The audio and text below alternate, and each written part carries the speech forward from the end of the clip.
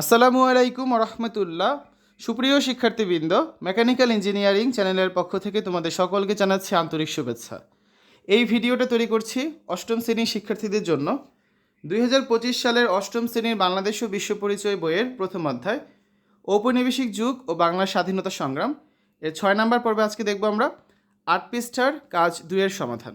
শিক্ষার্থীরা, এই ভিডিওটির ডিসক্রিপশনে এবং পিন কমেন্টে প্লেলিস্টের লিঙ্ক দেওয়া আছে, সেখান থেকে তোমাদের যার যে বিষয়ের ভিডিও দরকার খুব সহজেই তোমরা দেখে নিতে পারবে। দেখো, গত ক্লাসে আমরা কাজ 1 নিয়ে আলোচনা করেছি। আজকে আমরা দেখব হচ্ছে কাজ 2, ইস্ট ইন্ডিয়া কোম্পানির শাসন আমলে ভারত ইংরেজদের দ্বারা কিভাবে শাসিত হয়। ঠিক আছে, এটা সমাধান আজকের এই ভিডিওতে আমরা করে দিব। তো এটা হচ্ছে আমাদের প্রশ্নটা, ইস্ট ইন্ডিয়া কোম্পানি শাসন আমলে ভারত ইংরেজদের দ্বারা শাসনের পদ্ধতি। তো আসো আমরা আলোচনা শুরু করি। ইস্ট ইন্ডিয়া কোম্পানি 1757 সালে প্লাসি যুদ্ধের পর ভারতীয় উপমহাদেশে কার্যত রাজনৈতিক কর্তৃত্ব প্রতিষ্ঠা করে এবং 1858 সাল পর্যন্ত ভারত শাসন করে। এই শাসন ব্যবস্থা ধাপে ধাপে গড়ে ওঠে এবং ব্রিটিশরা বিভিন্ন উপায়ে তাদের শাসনকে ধীর করে। 1 নাম্বার, সরাসরি শাসন ও প্রশাসনিক ব্যবস্থা। 1765 সালে দ্বৈত শাসন প্রতিষ্ঠা ব্যবস্থা চালু হয়, যেখানে নামমাত্র নবাব থাকলেও প্রকৃত ক্ষমতা কোম্পানির হাতে ছিল। কোম্পানি ধীরে ধীরে প্রশাসন পরিচালনার জন্য নিজস্ব কর্মচারী নিয়োগ করতে থাকে।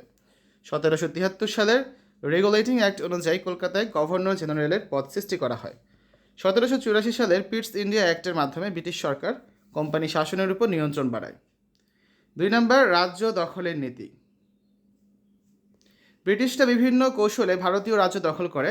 1, ডাকাতি ও বিশ্বাসঘাতকতা, যেমন প্লাসির যুদ্ধ 1757 ও বক্সারের যুদ্ধ 1764। 2, ডিভাইড অ্যান্ড রুল, ফুটো কৌশল, ভারতীয় রাজাদের মধ্যে বিভক্তি সৃষ্টি করে। 3, ডকট্রিন অব ল্যাবস নীতি, কোনো শাসকের উত্তরসূরি না থাকলে তার রাজ্য কোম্পানির অধীনে নিয়ে নেওয়া হতো, যেমন লর্ড ডালহৌসি প্রণীত। 4 নম্বরে আছে সহযোগী রাষ্ট্রনীতি, কয়েকটি রাজ্যকে ব্রিটিশ শাসনের অধীন আনতে বাধ্য করা হয়। 3 নম্বর, অর্থনৈতিক শোষণ।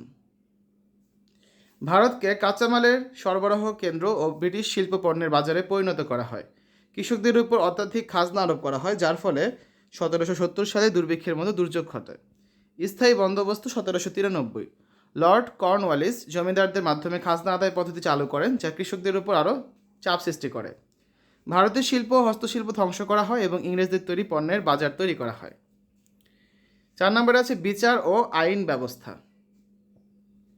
1773 সালে সুপ্রিম কোর্ট স্থাপন করা হয়, কিন্তু এতে ইংরেজদের স্বার্থ রক্ষা করা হতো। ব্রিটিশ আইন প্রণীত হতে থাকে, যা ভারতীয়দের উপর কঠোরভাবে প্রয়োগ করা হতো। 5 নম্বর, ভারতীয় সমাজ ও সংস্কৃতিতে হস্তক্ষেপ করা। ভারতীয় শিক্ষা ও সংস্কৃতিতে হস্তক্ষেপ করা হয়। ম্যাকলে শিক্ষানীতি 1835। খ্রিস্টান মিশনারিদের প্রচার কাজ সহজ করা হয়। 1829 সালে সতীদাহ প্রথা নিষিদ্ধ করা হয় লর্ড উইলিয়াম বেথিকের শাসনামলে।